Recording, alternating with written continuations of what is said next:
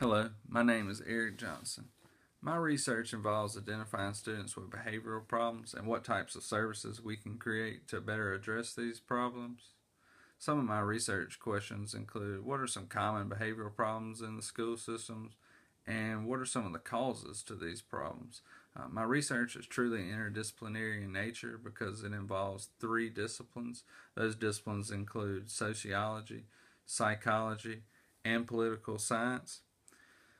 Sociology is the first discipline that I will discuss. External forces influence behavior in people. Nielsen, Turner, and Baker in 2014, they did a study on how groups influence individual behavior in children.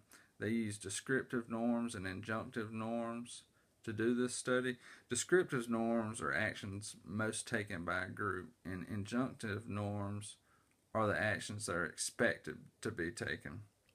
They found that descriptive norms were used most often by children to complete an action. This allows us to see how peer pressure goes into the decision making of children.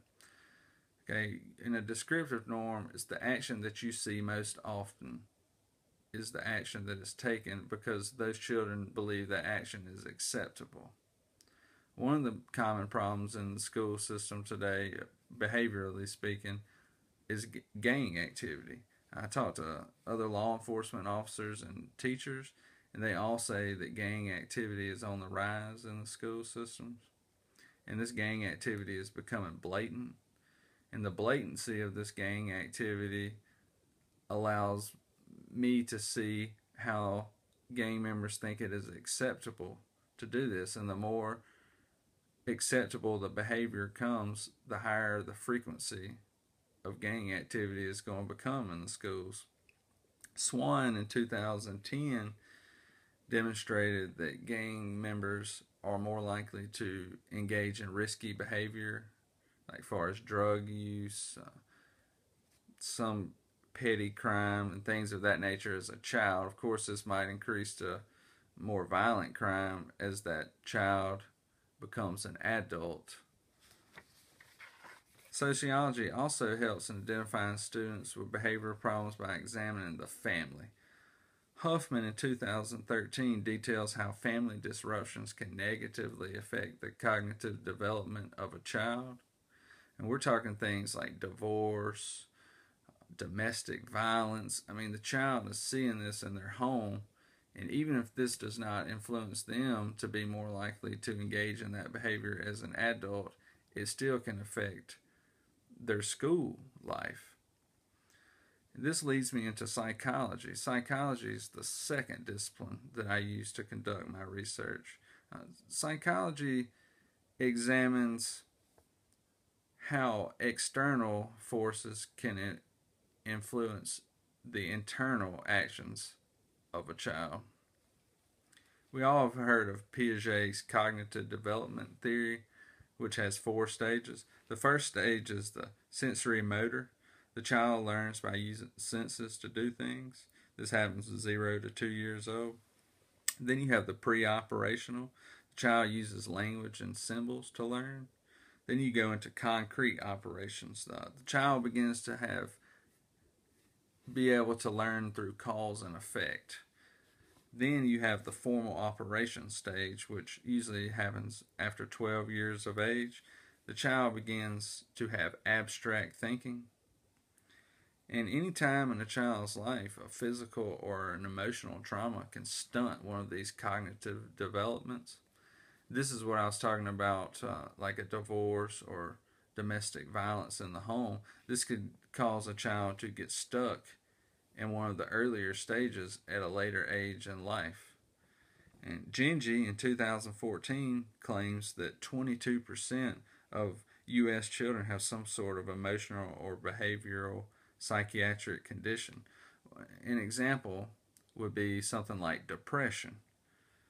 Brooks, Iverson, Sherman, and Roberget in 2010 found that depression stunts cognitive development.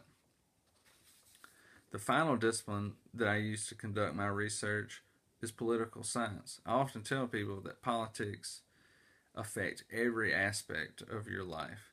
I mean, either someone you voted for or someone who was appointed by someone you voted for. They're making a decision that affects multiple facets of your life on a daily basis. And any solution that's going to deal with behavioral problems and creating services to address these problems in the school system is going to happen on a political level. And Mississippi schools, this is something that perplexes me. Mississippi public school system has not been fully funded for quite some time, and we're talking about Mississippi, that is the lowest rated state in the United States when it comes to education. I mean, tools like the functional behavior assessment, this is something that has to be funded through economic resources. I mean, it creates interventions for students with behavioral problems. It identifies what students that need these interventions.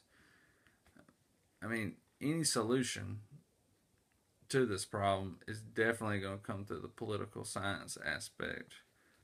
But just a recap of what I talked about here. I know it's been brief and really hasn't went in depth like my papers go into, but you have sociology, which are the external influences that affect the psychology, the internal influences that lead the child to do a specific action, and political science of how we're going to address these behavioral problems like gang activity, sexual harassment, bullying, all these types of things that I will elaborate more on in my paper. But thank you for your time, and I look forward to hearing your feedback.